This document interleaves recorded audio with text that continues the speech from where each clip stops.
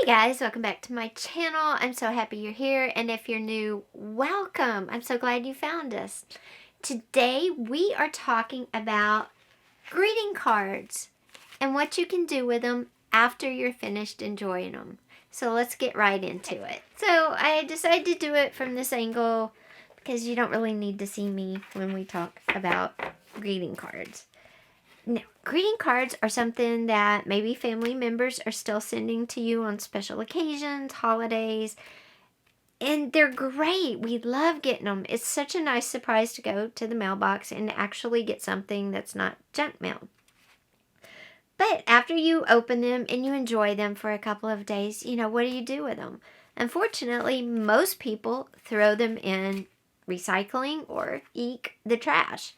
And, it happens. So I thought I'd come on and give you some ideas of how you can use all those wonderful greeting cards that you're getting and what to look for.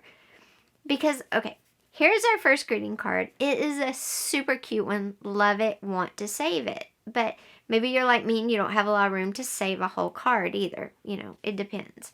What you would do is you would look at this and say, what could I save? Well, I could save the leaves and cut out the orange, but why would you want to do that? It's a perfect picture together. Well, if you look closely, the little orange has a thermometer in his mouth because it's a get well card. But that's okay. Don't let that distract you from cutting it out, because you could always put a word bubble there that says something like happy or summer, spring, high, whatever you want. So don't let little details that you can actually cover up with word bubbles or a lace or ribbon or another picture, don't let those distract you. This is an awesome picture right here. Cut out the whole thing and see the words, see how nice and big they are and the graphic feel to them. Cut those out as well, but cut them out separately because you might not want to say feel the heel. You may want to use different words. So always cut out the words. Now, inside here, I'm going to cover up the writing a little bit. Okay, so inside here are these leaves, and look how gorgeous those are. Cut them out and use them, okay? Cut them out and use them. Now, this card is a great card, too, because of the dogs and because of the strip here. You could use this as a border in something. You could use it as pieces on a page or a canvas as mixed media. And, of course, you can use the puppies. Also, look on the back of your cards because sometimes there's usable things on the back, too. Like the smaller version of our puppies on the back. These would be great. Put a little double-sided tape and use them as stickers in a planner. Now, this is a beautiful card. And, of course, you might want to use the young lady. You might want to use the whole front. But if not, definitely take off the string. I mean, it's usable. And cards like this, if you open it up, there's nothing inside, like the string is not inside, so that tells me it's a double card, a double wad card. And if you just pull it apart, see, you can get the string off by simply doing the seam right here, and the string will slide off. Okay, now that leaves you with this picture with a white back on it. So if you wanted to use it as a large journaling card or something like that, you definitely could. Now, this card, it was a birthday card again. Great card, cute, nice, heavy texture to it. And this on the front is just like a journaling card. You just kind of gently get it unstuck. It's only stuck in the middle. You pop it off and look, you have an awesome journaling card. Plus, you can stick you can put a photo in here. You could put another journaling card or whatever you want. It's awesome. Inside, yes, there is writing, but it was on a separate piece of paper, and I took it out already.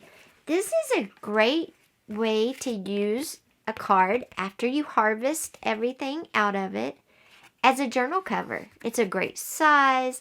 It's empty inside. You could put some lace or some trim right here to cover this up. Put your pages in, sew your pages in.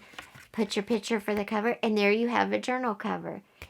Great use for a harvested card. And again, you put some paper over the back, and you have a great journaling card. Sorry. Now here's another one, and you could take this off. This is a 3D element on the card.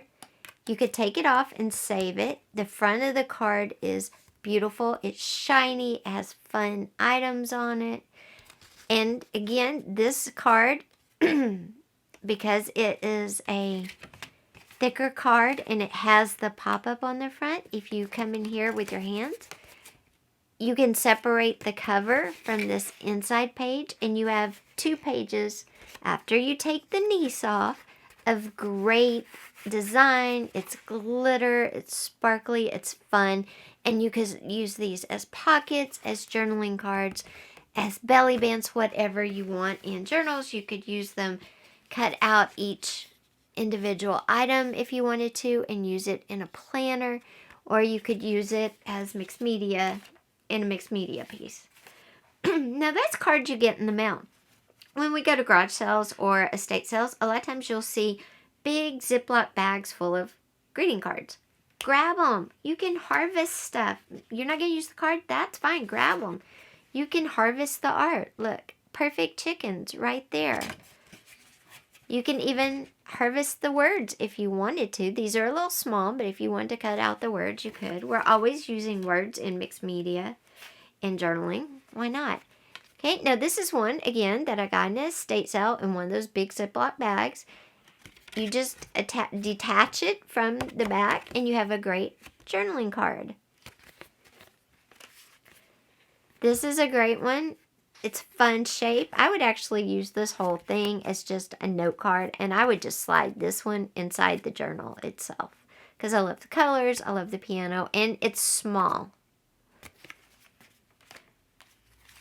Now this one, I would, of course, just fussy cut out the, what do you call those?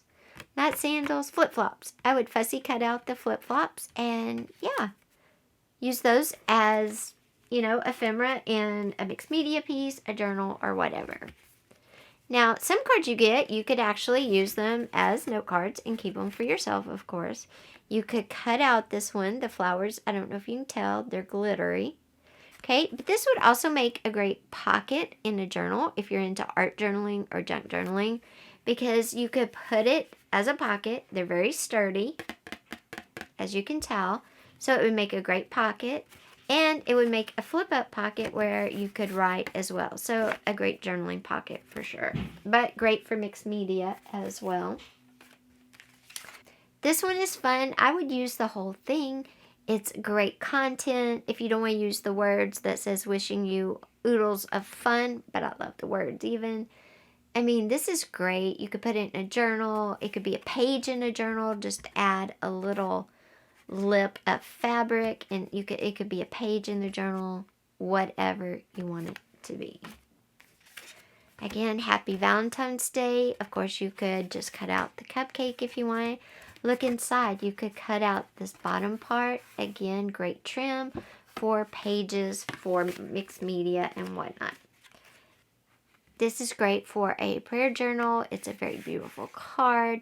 You could just detach it from the inside. Then you could cut out the words separately and use them in the same journal or for something else. Be sure and check the back. Sometimes you find interesting things on the back as well. You definitely would want to cut out that image. It would make a great tab in a journal or a tuck spot. Again, greeting cards come in all shapes and sizes with different words. This one you could actually fold out. It's just basically a piece of paper that somebody printed on. You could use it as a page in a journal. And there's all sorts of different cards out there. This was a pack, obviously from an estate sale.